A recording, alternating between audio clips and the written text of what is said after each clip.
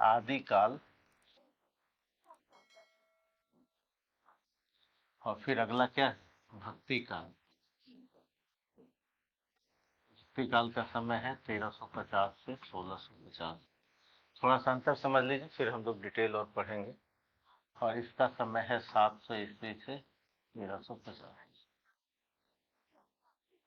अभी नया कालखंड है, ठीक है। यहाँ पर जो रासो काव्य है, और रासो काव्य का मतलब पृथ्वीराज रासो इसका मेन ग्रंथ है। पृथ्वीराज रासो किसने लिखा? चंद्रबरदाई ने लिखा। चंद्रबरदाई ने लिखा, राजा के दरबार में रहते थे। और यहाँ पर लिखने वाले कौन कौन लोग हैं? कबीर, विजयसी जिसमें पद्मावत लिखा, जयसी, फिर इसके बाद सूरदास, और फिर तुलसीदास। तुलसीदास, ये 4 रचनाकार। कम से कम इतना तो जानते हैं कि तुलसीदास के राम ने किसका विरोध किया? किसका विरोध किया? नहीं, ये रावण किसका सिंबल है? सामंतवाद का सिंबल, सामंती राजा, ठीक है। सामंती राजा है। और भगवान किसका विरोध कर रहा है? हाँ हाँ, ये भगवान भी किसके बीच है? आम जनता के साथ। नहीं, ये तो अपना सैनिकों से तो युद्ध लड़ा नहीं राम ने। जंगल में गए, वहां आम जनता है ना, उसके साथ मिल करके किसका विरोध कर रहे हैं? सामंती राजा का विरोध कर रहा है। क्यों विरोध कर रहा है? इसके एक्टिविटी का, क्योंकि ये बहुविवाह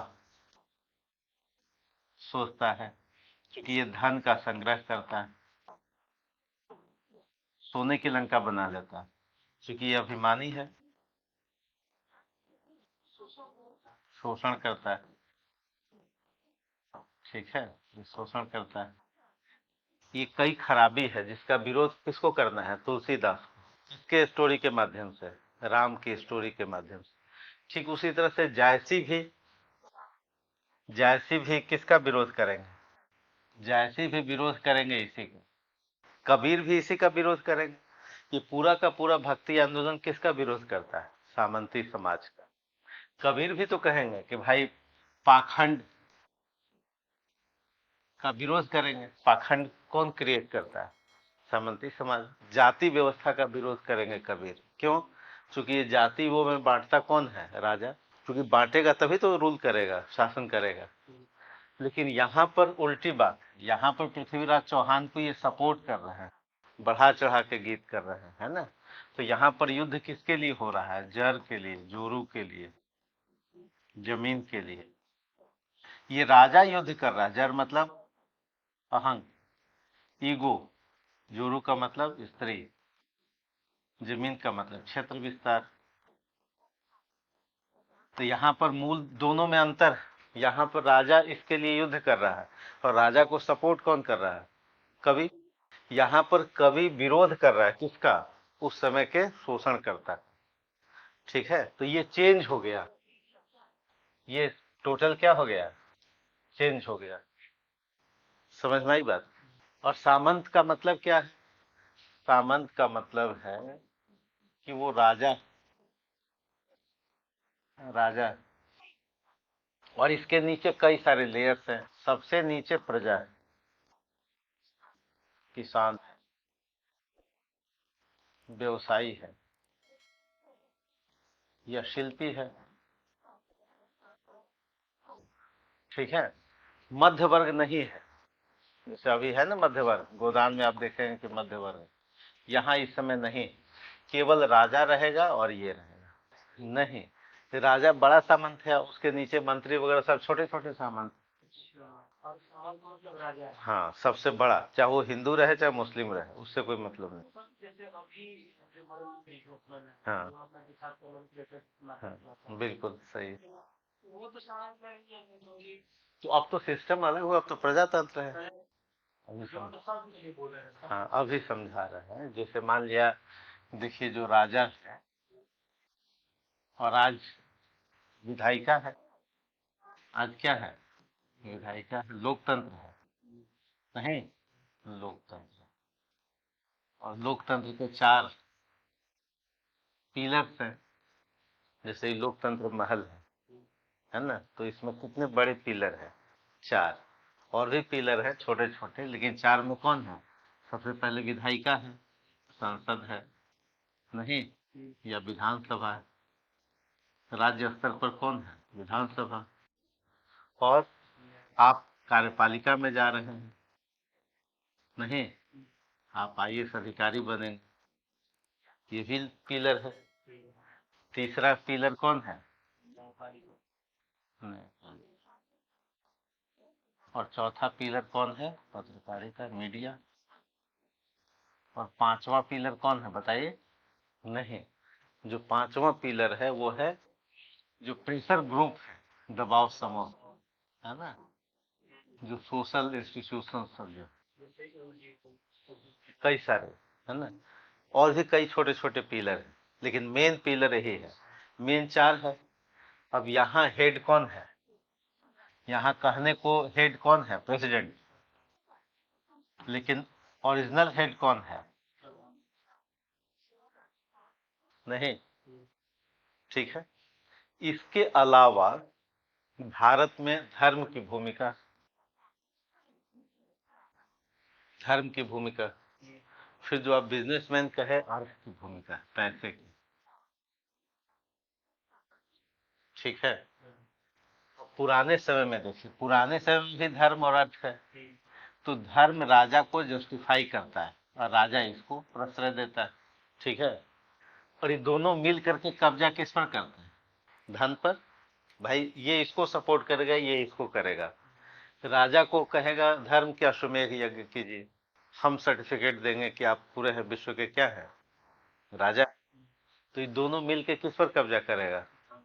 धन पर। ये धन आएगा कहाँ से? जनता से, प्रजा से। धन कहाँ से क्रिएट होगा? इसी पर रूल करना है, इस पर शासन करना है। आज भी किस पर शासन करना है? प्रजा अब नहीं है, अब तो क्या है? आप नागरिक, सिटीजन। नहीं, समझ में आया? अब तो आप वोट देते हैं, वोट दे के इनको जिताते हैं। पहले ये स्वयं धर्म इसको जस्टिफाई कर देता था और कहता था कि जो ईश्वर है, ईश्वर ने इनको भेजा है रूल करने के लिए। कौन कहता था? धर्म। दोनों मिलके किस पर शासन करते हैं? जनता। अब जनता को बांटना है, क्योंकि जनता पर कैसे शासन कीजिएगा? तो उसको बांटिए। जैसे अंग्रेजों ने बांटा यहाँ, तो इनको कहेगा कि तुम जाति में बढ़ जाओ, तुमको स्वर्ग का लोभ दिखाते हैं, है ना, तुम धर्म में बढ़ जाओ, हिंदू मुस्लिम कर लो, कई तरह के इनको दर्शन, कुछ फिलॉसफी देगा बांटने के लिए। इनको क्या नहीं देगा? शिक्षा।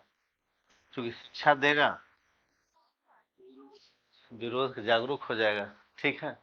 अब यहाँ पर भी ये क्या करेगा? इसका हेड हो गया तो इसको भी कंट्रोल करना चाहेगा। इसी में कौन है? आईबी। इसी में इनकम टैक्स, है ना।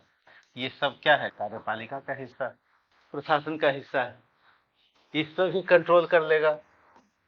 अगर इस पे भी कंट्रोल कर लिया तो इसको किससे दूर कर देगा? एजुकेशन से दूर कर देगा, शिक्षा से दूर कर देगा। नहीं, शिक्षा से दूर करेगा तो धन, अर्थ पर क्या हो जाएगा? कंट्रोल हो जाएगा। समझ में आ गई बात? तो इस समय कौन है? ये राजा सामंत है। सामंत भी ये सब बात क्रिएट करता है। किसके लिए? इनके शोषण के लिए। कबीर ये सब समझ जाते हैं।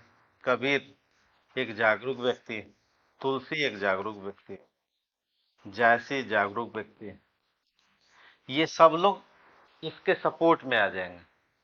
किसका विरोध करने के लिए? राजा का।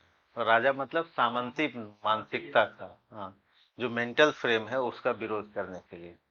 अब समझ में आ गया? तो जायसी ने किसका विरोध किया? उस समय की सामंती व्यवस्था का। और किसके पक्ष में खड़ा हुए? आम जनता। तुलसीदास ने रामचरितमानस क्यों लिखा? इसी आम जनता को मुख्य धारा में लाने के लिए। ठीक है, लेकिन अब ये क्यों नहीं आता है?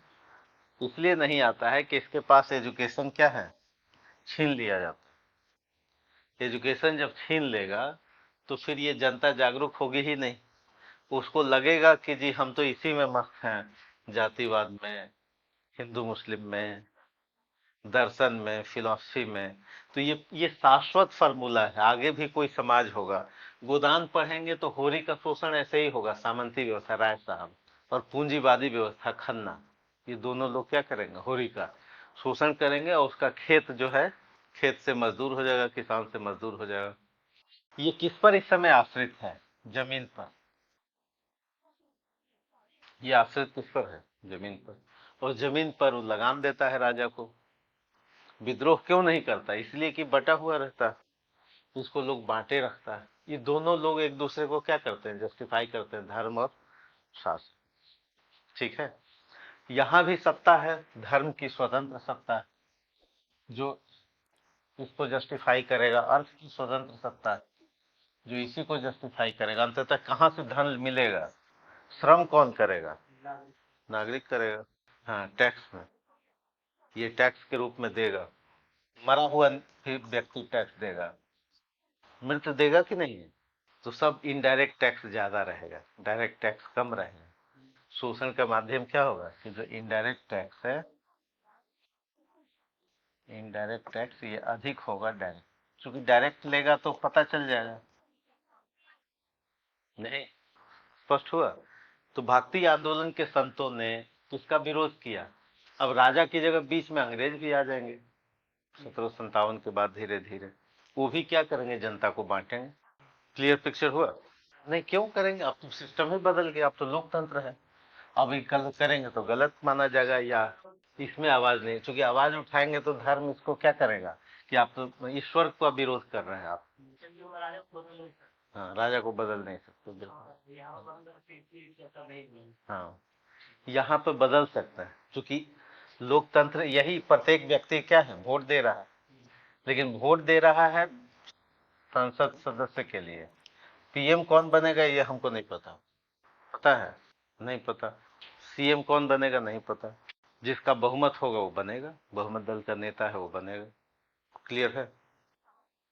जनता को क्या चाहिए, तो जनता को अगर 100 रुपया है जीडीपी, तो जनता में शिक्षा पर कितना खर्च होता है, ठीक है, हेल्थ पर कितना खर्च होता है, यही दो चीज चाहिए उसको। ठीक है, समझ में आ गया। तो भक्ति आंदोलन के लोगों ने किसका विरोध किया, इनकी मानसिकता का। और इसका, इस सब का विरोध करेंगे। जाति में बटा रहेगा तो कबीर कहेंगे जाति पाति पूछे नहीं कोई, हरि को भजे सो हरि का होए। इसको, इससे लड़ने के लिए उन्होंने ईश्वर को याद किया। भक्ति काल के लोगों ने, चूंकि बड़ी शक्ति थी, तो इसलिए ईश्वर को, राम को लाया या कृष्ण को लाया। भक्ति आंदोलन के,